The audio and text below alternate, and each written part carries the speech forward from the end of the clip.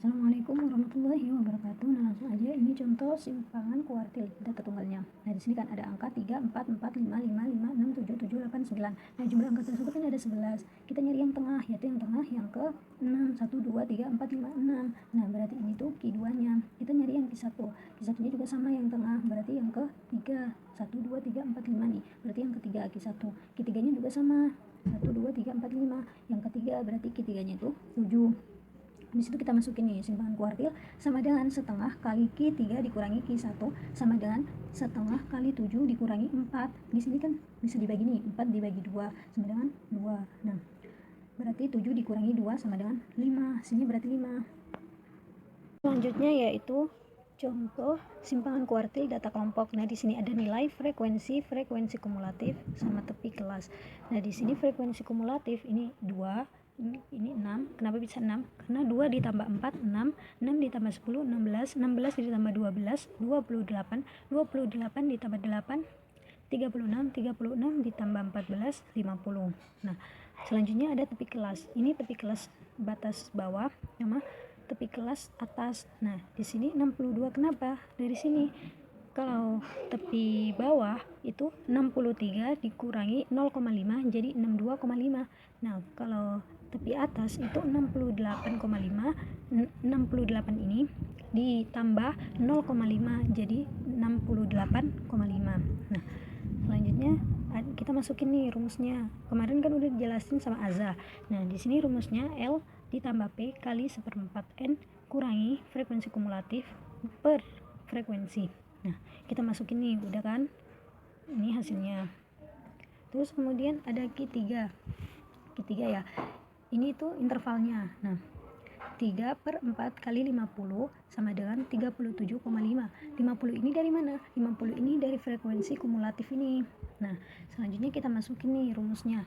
L ditambah P 3/4 N dikurangi frekuensi kumulatif per frekuensi sama dengan L-nya tadi dari mana? 92,5. Ini dari sini nih. Nih dari sini ya. Terus ditambah 6 dikali 37,5 dikurangi 36. Ini 37,5 dari mana? Dari intervalnya tadi ini. Dan 36-nya ini dari mana? Dari frekuensi kumulatif sebelumnya yang ini. Nah, hasilnya udah. Ini udah sampai sini, ini hasilnya. Nah, selanjutnya rumus simpangan kuartil kan. Setengah dikali Q3 dikurangi Q1 sama dengan setengah kali 93,142 dikurangi 78,4. Ini dari mana? Ini dari sini nih. Ini Q1-nya dari sini yang tadi ini. Nah, terus udah dibagi 2. Nah, ini dibagi sama ini nih. Selanjutnya data tunggal. Data tunggalnya itu masih saja sama seperti materi-materi sebelumnya, materi yang hari ini disampaikan. Ada 3, 4, 4, 5, 5, 5, 6, 7, 7, 8, 9. Ini kita buat tabelnya. Dan rumus koefisien varians ialah KV, yaitu koefisien varians, sama dengan standar deviasi dibagi rata-rata dikali 100%. Nah, standar deviasi ini sudah dicari oleh materi sebelumnya, yaitu yang sampel ada 1,848 dan yang populasinya standar deviasi yang populasi ada 1,762. Nah, sekarang kita cari rata-rata dari data tunggal tersebut. Jadi 3 ini jumlah datanya. Jumlah data dibagi 11.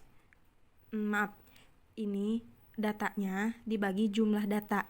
Jadi 63 dibagi 11 sama dengan 5,72. Kita masukkan rumusnya. KV sama dengan standar deviasi dibagi rata-rata atau X dikali 100%. Nah, untuk standar deviasi yang sampel kita masukkan 1,848 dibagi yang rata-rata tadi 5,72 dikali 100%. Hasilnya 32,30%. Sekarang untuk koefisien varians yang populasi. Kita masukin langsung ya. 1,762 dibagi rata-ratanya tadi 5,72 dikaliin 100%. Itu hasilnya 30,80%. Sudah. Selanjutnya yaitu data kelompok. Ini datanya sudah ada dan sudah dibuat tabel. Ini data kelompoknya 63 sampai 62, 68, seterusnya hingga 98. Ini frekuensinya dan titik tengahnya udah kita cari. 63 sampai 68 itu titik tengahnya 65,5 dan ini X kuadrat ialah X kuadrat ini yang titik tengah kuadrat. Jadi 65,5 kuadrat hasilnya segini dan ini frekuensi dikali frekuensi ini dikali titik tengah hasilnya ini dan frekuensi dikali X kuadrat. Bisa frekuensi dikali ini atau ini dikuadratin. Hasilnya segini. Nah, sudah dapat tadi kan koefisien varians itu rumusnya KV sama dengan standar deviasi dibagi rata-rata dikali 100%. Oke. Nah, di standar deviasi itu ada dua. Sudah disebutkan dan sudah dijelaskan juga. Standar deviasi itu ada sampel dan ada populasi. Di sini sudah ada dari standar deviasi yang sampel itu 258,113 dan yang populasi ini 255,519. Dan ini rata-ratanya. Jadi rata-ratanya itu 2 dikali 65,5. Jadi frekuensi dikali titik tengah dan dibagi jumlah data. Jadi standar deviasi yang sampel ini 258,113 dibagi 84,94 dikali 100. Hasilnya 303,87%. Sekarang yang kedua ialah KV standar deviasi dibagi rata-rata dikali 100%. Standar deviasi yang tadi populasi 255,519 dibagi 84,94 dikali 100. Hasilnya 300,823 100%. Jadi ini hasil standar, ini hasil dari koefisien varians sampel dan populasi. Bismillahirrahmanirrahim. Perkenalkan, nama saya Rabiatul Adawiyah. Saya akan menjelaskan terkait koefisien kemiringan. Di sini sudah ada datanya. Hal pertama yang harus kita lakukan untuk penyelesaian adalah dengan mengurutkan datanya. Sehingga ketika datanya sudah urut seperti ini, kita bisa menentukan nilai rata-rata, modus, median. Nah, di sini sudah ada nilai rata-ratanya 5,72. Ini adalah hasil dari penjumlahan semua nilai ini, dijumlahkan semuanya, kemudian dibagi oleh frekuensinya. Di sini ada 1, 2, 3, 4, 5, 6, 7, 8, 9, 10, 11. Dibagi 11, sehingga dapatlah nilai rata-rata. Kemudian modus ini adalah angka yang sering muncul. Nah, dari data ini kita bisa lihat data yang paling sering muncul adalah yang angka 5, karena jumlahnya ada 3, sedangkan yang lainnya tidak sebanyak ini. Sehingga dapat kita simpulkan nilai modusnya adalah 5. Kemudian median. Median ini adalah nilai tengah dari data ini. Kita bisa tentukan nilai tengahnya, angka mana yang berada di pertengahan. Dari 11 ini bisa kita lihat bahwa yang tengah adalah 5. Kemudian standar deviasi. Standar deviasi ini sudah dijelaskan oleh pemakalah sebelumnya bagaimana untuk cara menghitungnya. Nah, dalam koefisien kemiringan kita memiliki dua cara. Bisa menggunakan modus, bisa juga menggunakan median. Untuk simbolnya, ini adalah simbol untuk koefisien kemiringan, ini adalah simbol untuk nilai rata-rata, ini adalah simbol untuk modus, ini adalah simbol untuk median, dan ini adalah simbol untuk standar deviasi. Langsung saja kita masuk ke penyelesaiannya. Kali ini saya menggunakan cara yang menggunakan modus. Jadi di sini sudah bisa kita simpulkan ya. Tadi nilai rata-ratanya 5,72 dikurangi modusnya 5 dibagi standar deviasinya 1,848. Nah, ketika dijumlahkan mendapatkan hasil 0,389. Nah, dari hasil ini dapat kita simpulkan karena ini berharga positif, maka distribusi data miring positif atau landai ke kanan. Dengan kata lain, kecenderungan data mengumpul modusnya di bawah rata-rata. Jadi ini ya hasil penjumlahan untuk koefisien kemiringan data tunggal. Bismillahirrahmanirrahim. Sekarang saya akan menghitung koefisien kemiringan dari data kelompok. Maka hal awal yang harus kita lakukan untuk menghitung koefisien kemiringan data kelompok ini adalah dengan menentukan min, median, dan modusnya. Seperti pada umumnya kita menghitung min, median, dan modus data kelompok. Min di sini kita dapat 4247. Ini dari frekuensi dikalikan nilai tengah. Jumlahnya yaitu 4247 dibagi dengan jumlah frekuensi sehingga mendapatkan hasil 84,94. Kemudian median kita mendapat hasil 85 dan modus mendapat hasil 94,5. Dari nilai yang sudah kita cari ini dapat kita lakukan penyelesaian pada rumus koefisien kemiringan.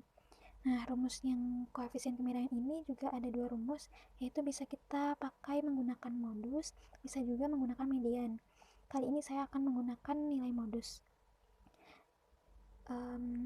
Koefisien kemiringan sama dengan nilai rata-rata dikurangin modus dibagi standar deviasi. Maka langsung saja kita lakukan penyelesaiannya. Nilai rata-ratanya 84,94 dikurangin modusnya 94,5 dibagi standar deviasi. Standar deviasi ini sudah dihitung oleh pemakalah sebelumnya. Kemudian kita mendapatkan hasil minus 0,037. Nah, jadi dari distribusi data miring negatif atau landai sebelah kiri. Jadi karena nilainya minus, maka distribusi datanya itu miring negatif atau landai ke sebelah kiri, sehingga kecenderungan data mengumpul di atas rata-rata. Sekian penjelasan koefisien kemiringan data kelompok dari saya. Baik, berikutnya yaitu mengenai skor baku Z atau skor Z ya dan skor T. Yang pertama yang kita bahas yaitu mengenai data tunggal terlebih dahulu. Skor Z mempunyai rumus ZI sama dengan 6 XI dikurangi X bar per S, yang mana XI ini adalah data ke I atau data yang akan kita cari nanti dikurangi X bar atau rata-rata dari data, dan S ini adalah standar deviasi. Nah, di sini saya cantumkan data tunggal. Nah, kita akan mencari skor Z dari data ini. Nah, pertama kita harus menentukan rata-ratanya terlebih dahulu. Nah, ini seperti yang kita tahu, untuk menghitung rata-rata data tunggal yaitu kita menjumlahkan semua data kemudian dibagi atau per frekuensi jumlahnya ya. Setelah dijumlah kita akan dapat data yaitu 72 per 11 dan hasilnya sama dengan 6,55. Setelah itu kita akan mencari standar deviasinya ya. Standar deviasi mempunyai rumus akar sigma fxi pangkat 2 dikurangi dalam kurung sigma fxi pangkat 2 per n dibagi n kurang 1. Nah, sini saya setelah memasukkan data tabel ya untuk mempermudah, yang mana ini adalah datanya dan ini ada frekuensinya ya. X2 atau X pangkat 2 X kuadrat yaitu 4 pangkat 2 16. Fi dikali Xi 4 dikali 1 4. Fi dikali Xi pangkat 2 16 dikali 1 sama dengan 16. Kemudian lain X kuadrat 5 itu 25. Fi dikali Xi dengan 2 dikali 5 sama dengan 10. Dan Fi dikali Xi kuadrat 25 dikali 2 sama dengan 50. Begitupun seterusnya. Setelah selesai kita menjumlahkan data Fi dikali Xi nya yaitu 2 kemudian Fi dikali Xi kuadrat sama dengan 494 ya. Ya, data ini yang akan kita cari ya, yang akan kita masukkan ke dalam rumus. Kita masukkan akar. Nah, tadi sigma f xi kuadrat yaitu ini 494 ya. Fi kali xi kuadrat. Masukkan 494 dikurangi sigma f dikali xi ini ya, sama dengan totalnya 72. Nah, kita nggak usah tambahin kurung ya, karena sudah tahu. Per n nya itu 11 ya, 11 kemudian per 11 kurang 1. Nah, kita hitung data ini sama dengan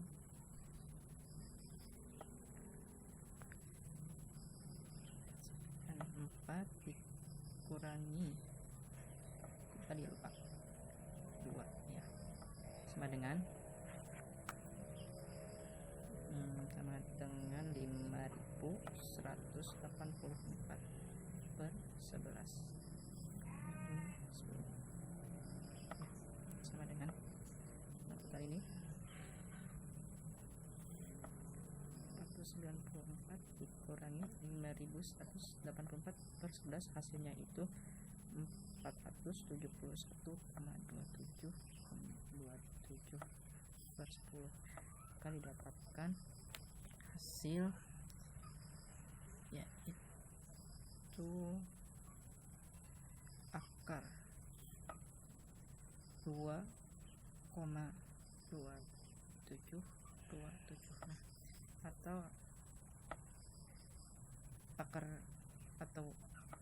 2,277 ini sama dengan 1,508.